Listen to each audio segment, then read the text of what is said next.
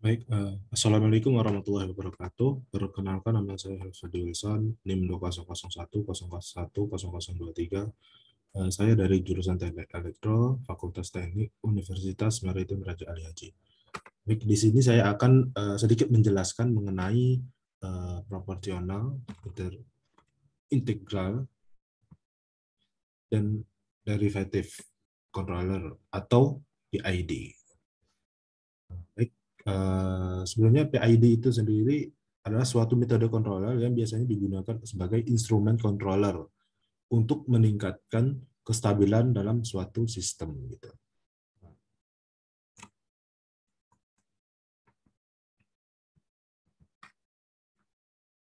Baik, yang pertama itu kita bahas mengenai proportional controller.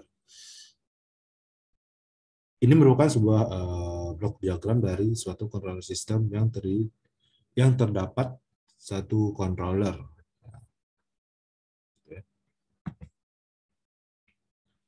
Proportional controller dalam blok diagram diibaratkan merupakan suatu blok gain, yaitu konstanta proporsional yang biasanya disimbolkan dengan Kp.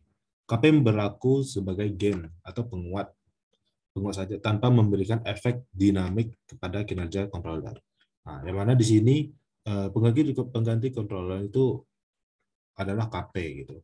Yang mana outputnya berasal dari proportional controller, di mana MT itu ataupun outputnya itu sama dengan KP dikali ET ataupun input gitu. Nah, ini merupakan pengaruh proportional controller, yang mana jika nilai KP kecil dari 1, maka amplitudo akan berkurang gitu. Yang mana ketinggiannya akan rendah, semakin rendah gitu jika nilai KP-nya itu lebih kecil. Dan jika nilai KP itu besar, maka amplitudonya akan bertambah seperti yang biru ini ya. Yang mana yang biru ini merupakan nilai amplitudonya yang mana itu lebih besar dari 1. Gitu. Kemudian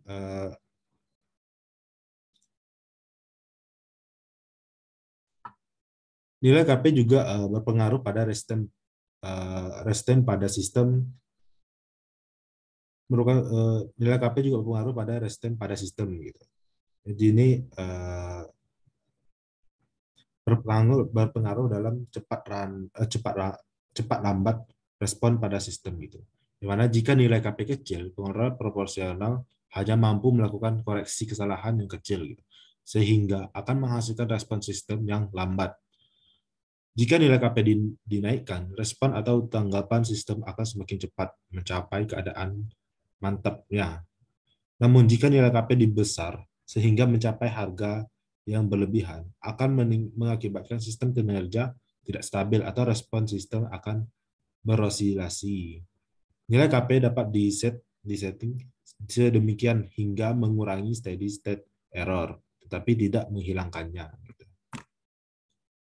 Kemudian yang untuk selanjutnya kita akan membahas mengenai integral controller. Dimana ini merupakan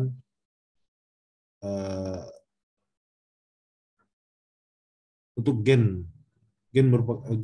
integral controller ini merupakan integral dari inputannya sendiri. Dimana output dari integral controller merupakan integral dari input itu sendiri gitu. Dimana MT sama dengan KI integral ET DT gitu. Dengan transport Laplace, maka fungsi alihnya itu sama dengan MS per ES sama dengan KI per S gitu. Ini merupakan pengaruh integral controller.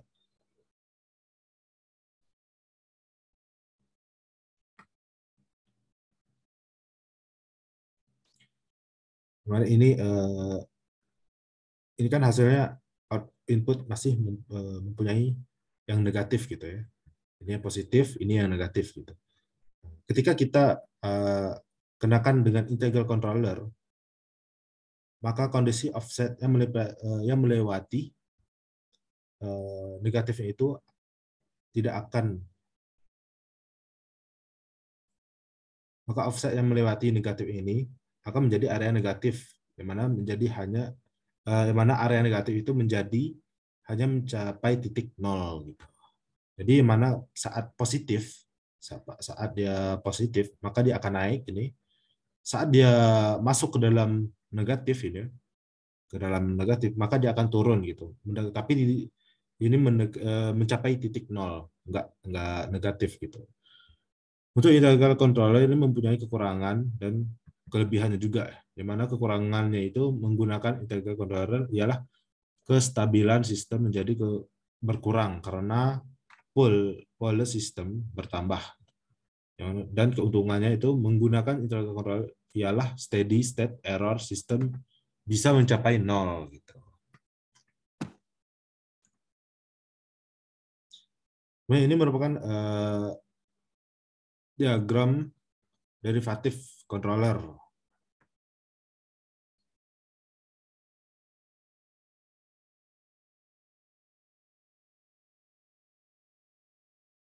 Nah, output dari derivative controller merupakan turunan dari inputan itu sendiri. Nah, di mana outputnya itu ialah MT sama dengan KD DET per DT gitu. Dengan transformasi lapasnya itu MS per ES sama dengan KD kali S gitu. Kemudian ini merupakan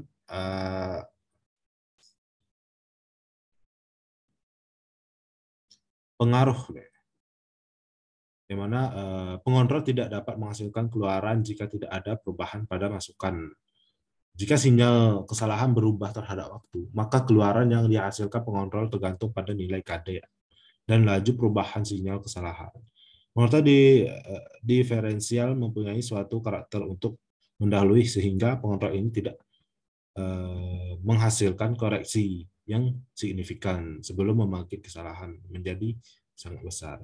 Jadi pengontrol diferensial dapat mengantisipasi pembangkit kesalahan, memberikan aksi yang bersifat korektif dan cenderung meningkatkan kestabilan sistem. Dengan meningkatkan nilai KD, dapat meningkatkan kestabilan sistem dan mengurangi overshoot. Keuntungan zeros bertambah. Untuk keuntungannya itu zeros bertambah, pole berkurang, sistem semakin stabil.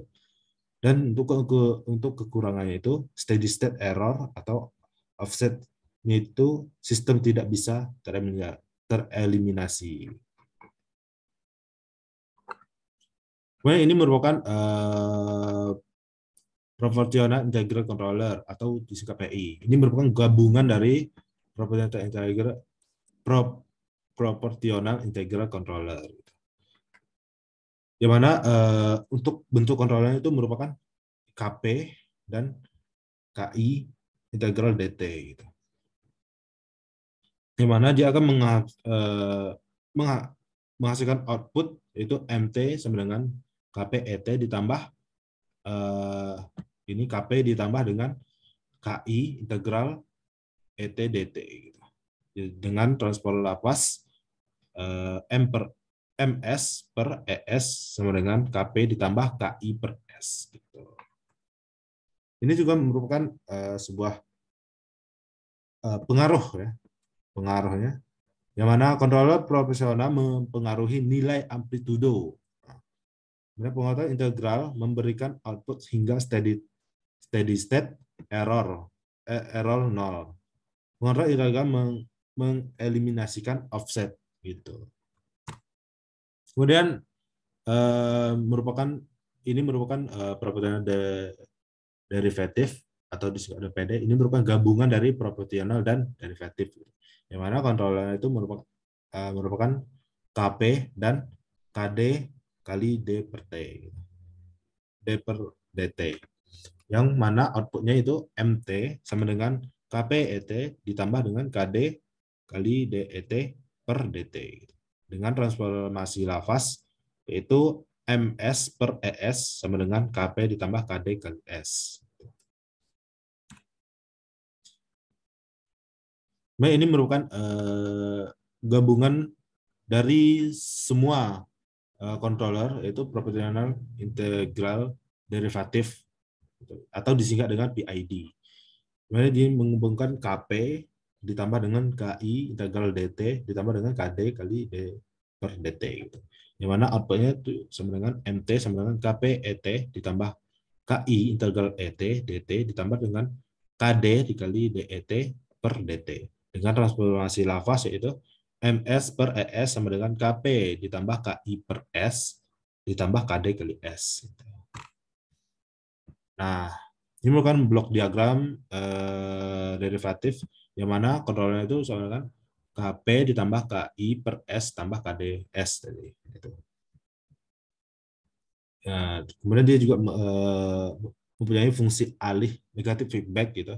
Fungsi alih feedback itu yaitu CS per RS sama dengan GS per 1 ditambah GS HS. Nah, gitu ya. Baik.